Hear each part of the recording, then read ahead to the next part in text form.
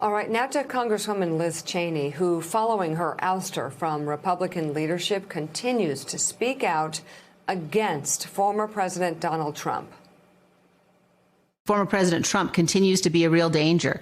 What he's doing and what he's saying, his claims, his refusal to accept decisions by the courts, his claims continued as recently as yesterday that somehow this election was stolen.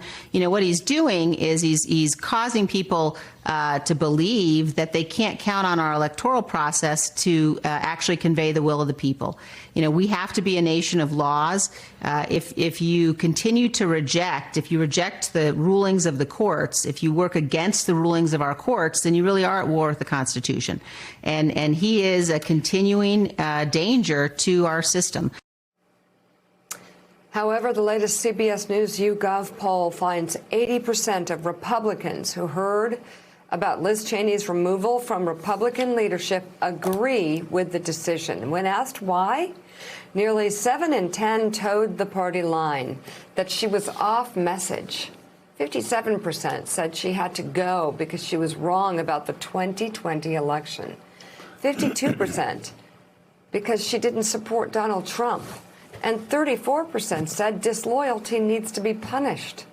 The poll also shows the vast majority of Republicans want the party to be made in Trump's image. 89% want the GOP to follow Trump on economic issues, 88% on immigration, 80% want the party to follow Trump's leadership style, and 77% want his approach to the media. 66% of Republicans said it is important for the GOP to be loyal to Trump. When it comes to claims of fraud in the 2020 election, 37% of Republicans said it is very important for GOP officials and candidates to support the claim. 31% said it is somewhat important. 32% said not too important.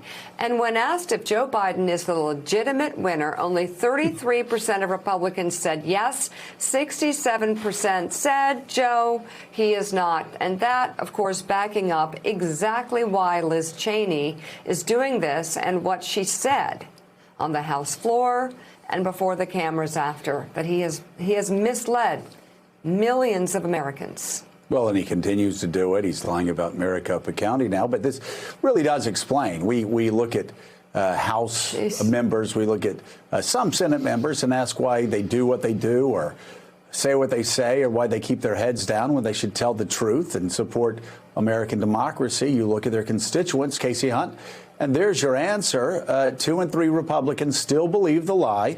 The big lie that Joe Biden is not the legitimate president of the United States. And from all of my interactions with friends and family members, they don't want to be told otherwise. They don't want evidence that clearly undermines every one of the conspiracy theories that they'll read on some loony website or on a Facebook posting that's shared by 1,000 friends.